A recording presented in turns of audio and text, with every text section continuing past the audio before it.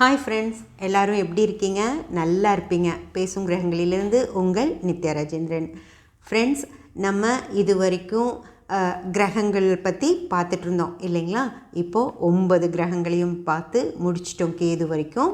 இனி நம்ம அடுத்தது பார்க்க போகிறது பாவங்கள். ஃப்ரெண்ட்ஸ், கிரகங்கள் தான் பாவங்களுக்கு பலம் கொடுக்கறது ஃப்ரெண்ட்ஸ். அதாவது கிரகத்தை வச்சு தான் நமக்கு என்னென்ன விஷயங்கள் எல்லாம் நடக்கும் அப்படின்னு சொல்லி இருக்குது. பாவங்கள் தான் நம்ம வாழ்க்கையை தீர்மானிக்குது. அதாவது நம்ம ஜாதகம் தொடங்கிறது நம்மளுடைய லக்ன புள்ளியில் இருந்து தான். அதாவது நீங்கள் இந்த உலகத்தில் பிறந்த நிமிஷம், பிறந்த நொடி இருக்கும் இல்லைங்களா? அந்த நொடியில் இருந்து உங்களுக்கு செயல்பட ஆரம்பிக்கிறது என்ன அப்படின்னு பார்த்தீங்கன்னா உங்களுடைய பாவங்கள் தான். அதாவது லக்ன பாவம் அப்படின்னா நீங்கள் பிறந்த டிகிரியில் இருந்து நீங்கள் வாழ்க்கையை வாழ்ந்து முழு வாழ்க்கையும் வாழ்ந்து 90 வயசு 95 வயசு ஆனதுக்கப்புறம் நீங்கள் ஒரு நாள் இறந்து போவீங்க இல்லையா? அந்த நொடி வரைக்கும் உங்களுக்கு முழுமையாக உங்கள் செயல்பட்டுக்கிட்டே இருக்கிறது என்ன அப்படின்னு சொல்லி பார்த்தீங்கன்னா பாவங்கள் தான் ஃப்ரெண்ட்ஸ். அந்த பாவங்கள் செயல்படுறதுக்கு கிரகங்கள் சப்போர்ட் பண்ணும். என்ன மாதிரியெல்லாம் அந்த பாவம் செயல்படணுமோ அதுக்கெல்லாமே கிரகங்கள் சப்போர்ட் பண்ணும். இதுதான் ஜாதகம். பாவங்கள் இல்லை அப்படின்னா கிரகங்கள் என்ன மாதிரி வேலை செய்யுது அப்படிங்கிறதே நமக்கு ஒரு கட்டம் போட்டு அந்த கட்டத்துக்குள்ள இந்தந்த விஷயங்கள் இருக்குது, இதுக்கு கிரகங்கள் இந்த மாதிரி வேலை செய்யும் அப்படின்னு சொல்லி தான் நமக்கு பிரிக்கப்பட்டிருக்கு. அந்த கட்டம் அதோட வேலையை அது செஞ்சுக்கிட்டு இருக்கும். அதுக்கு என்னென்ன கிரகங்கள் சப்போர்ட் பண்ணணுமோ அந்த கிரகங்கள் சப்போர்ட் பண்ணும் ஃப்ரெண்ட்ஸ். இதுதான் நம்மளுடைய ஜாதகம். அதனால் கிரகங்கள் அப்படிங்கிறது எவ்வளவு முக்கியமோ அதே அளவு இந்த பாவங்கள் அப்படிங்கிறதும் ரொம்ப ரொம்ப ரொம்ப ரொம்ப முக்கியமான ஒரு விஷயம். நம்ம இது வரைக்கும் நீங்கள் எங்கெல்லாம் ஜாதகம்லாம் பார்த்துருக்கீங்களோ அங்கே கிரகங்களை பற்றி மட்டும் பேசுகிறாங்களா இல்லை பாவங்களை பற்றி பேசுகிறாங்களா அப்படிங்கிறத ரொம்ப முக்கியமாக பார்க்கணும். அதாவது உங்கள் லக்ன பாவம் இப்படி இருக்குதுங்க, உங்கள் 5ஆம் பாவம் இப்படி இருக்குது, உங்கள் 11ஆம் பாவம் இப்படி இருக்குது அப்படியெல்லாம் சொல்லணும்.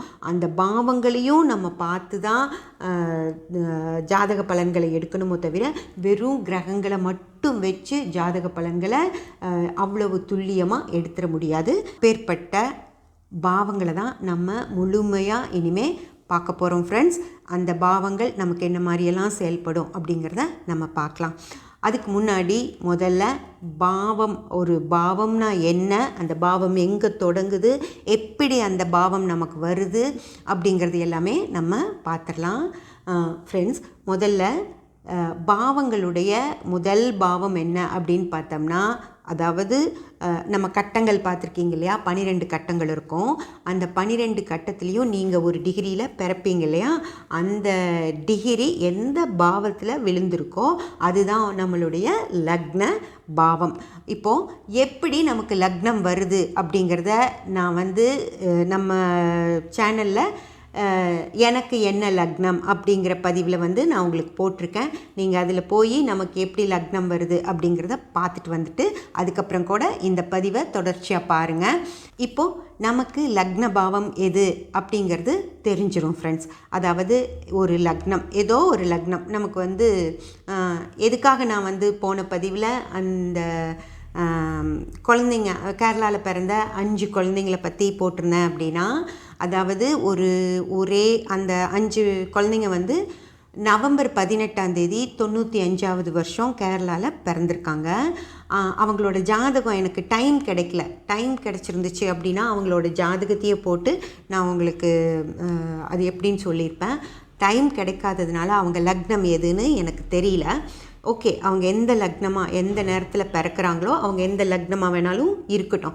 இப்போது நவம்பர் மாதம் அப்படின்னா ஃப்ரெண்ட்ஸ், நவம்பர் 18ஆம் தேதி அந்த குழந்தைங்க பிறந்திருக்காங்க. நவம்பர் 18ஆம் தேதி அவங்க பிறந்தாங்க அப்படின்னா அது நமக்கு கார்த்திகை மாதமாக இருக்குங்க. கார்த்திகை மாதம் அப்படின்னா விருச்சிக லக்னம் தான் வரும். அதாவது காலையில் 6 மணிக்கு, அந்த குழந்தைங்க எந்த டைம் பிறந்தாங்கன்னு தெரியல, காலையில் 6 மணி அப்படிங்கிறது வந்து விருச்சிக லக்னம் ஸ்டார்ட் ஆகும் 6 மணிக்கு. அதிலிருந்து 8 மணியோட விருச்சிக லக்னம் முடிஞ்சு தனுசு லக்னம் வந்துடும். 10 மணிக்கு மகர லக்னம் வந்துடும். அதுக்கப்புறம் 12 மணிக்கு கும்ப லக்னம் வந்துடும். அந்த மாதிரி 2 மணி நேரத்துக்கு ஒரு லக்னம் நகர்ந்து போய்கிட்டே இருக்கும் ஃப்ரெண்ட்ஸ். அது எப்படி அது வந்து நகர்ந்து போகுது அப்படின்னு பார்த்தீங்கன்னா, நம்ம பூமி வந்து ஒரு டிகிரி நகர்றதுக்கு 4 நிமிடங்கள் எடுத்துக்கும். அப்படி அந்த லக்னம் வந்து 6 மணிக்கு தொடங்குகிற ஒரு லக்னம் 4 நிமிடங்களாக 30 டிகிரியும் கடக்கிறதுக்கு 2 மணி நேரம் ஆகுங்க. அப்படி 2 மணி நேரம் முடிகிறப்போ கரெக்டாக 8 மணிக்கு உங்களுக்கு அடுத்த லக்னமான தனுசு லக்னம் வந்துடும். அடுத்து அது 2 மணி நேரம் கழித்து அடுத்த லக்னமான மகர லக்னம் வந்துடும். அப்படி தான் நகர்ந்து போகும் ஃப்ரெண்ட்ஸ். அதில் வந்து இந்த குழந்தைங்க எந்த டைமுன்னு தெரிஞ்சால் நமக்கு லக்னம் தெரிஞ்சிருக்கும். ஓகே, இப்போ உங்களுக்கு வந்து லக்னம் எப்படி வருது, அந்த 2 hours எப்படி வருது அப்படின்னு உங்களுக்கு தெரிஞ்சிருச்சு இல்லைங்களா? இப்போது அவங்க ஏதோ ஒரு லக்னமாகவே இருக்காங்க. நம்ம சும்மா வந்து அவங்கள வந்து நம்ம விருச்சிக லக்னம் அப்படின்னு எடுத்துக்கலாம். காலையில் பிறந்தாங்க, ஏன்னா அந்த கட்டம் தான் இருக்கும் அன்னைக்கு முழுக்க. காலையில் 6 மணியில் ஆரம்பித்து அடுத்த நாள் காலையில் 6 மணி வரைக்கும் ஒரே கட்டம் தான் ஃப்ரெண்ட்ஸ் இருக்கும். அன்னைக்கு பிறக்கிற எல்லாத்துக்கும் அதே கட்டம் தான்.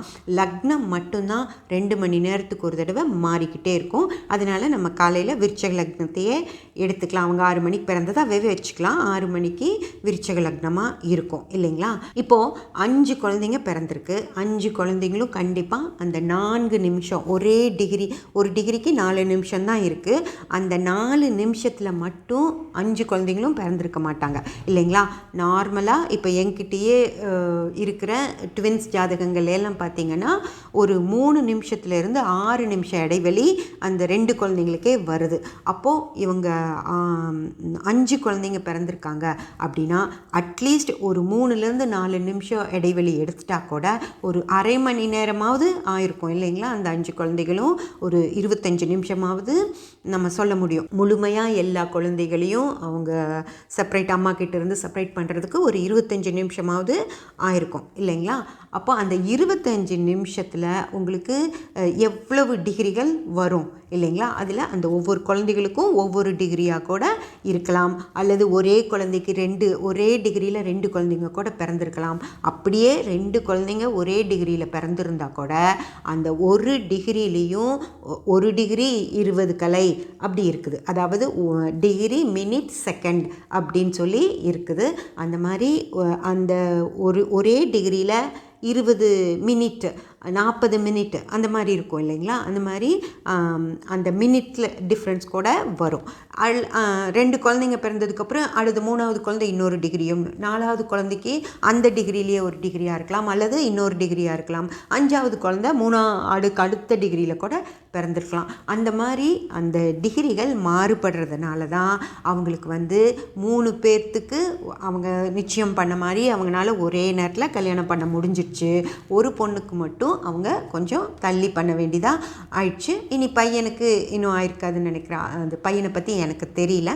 இந்த மாதிரி உங்களுக்கு எக்ஸாம்பிள் காட்டணும் அப்படிங்கிறக்காக தான் நான் இந்த 5 குழந்தைங்க அப்படிங்கிற விஷயத்தை நான் எடுத்தேன். இதே மாதிரி தான் நிறைய ரெட்டை குழந்தைங்க அவங்களுடைய வாழ்க்கையில் பார்த்தீங்க அப்படின்னா அதே டிகிரிலேயே பிறந்தா கூட மினிட்கள் மாறுபடும்.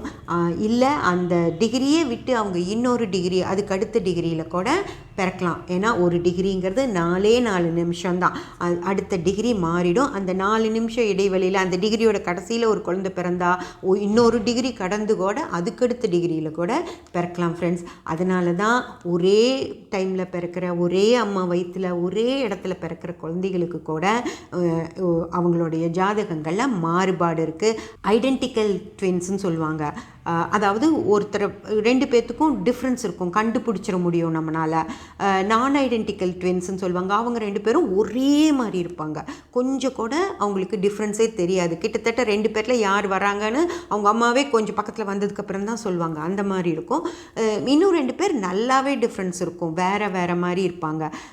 இந்த ஆக்டர் நளினி இருக்காங்க இல்லைங்களா, அவங்களுக்கு ஒரு பையன் ஒரு பொண்ணு.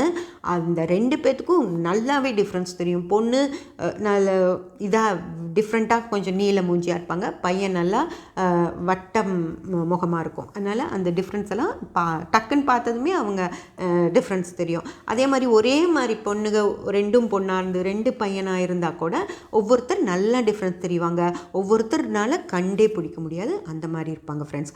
ஓகே, இப்போ வந்து உங்களுக்கு நல்லா லக்னம் அப்படின்னா என்ன, லக்னம் வந்து எப்படி 2 மணி நேரத்துக்கு ஒரு தடவை மாறுது, லக்னம் வந்து இந்த பூமி வந்து சூரியனிலிருந்து 4 நிமிஷத்துக்கு ஒவ்வொரு டிகிரியாக நகர்ந்து 2 மணி நேரத்தில் அடுத்த லக்னம் வந்துடும் அப்படிங்கிறதெல்லாம் நீங்கள் புரிஞ்சுக்கிட்டீங்க இல்லைங்களா.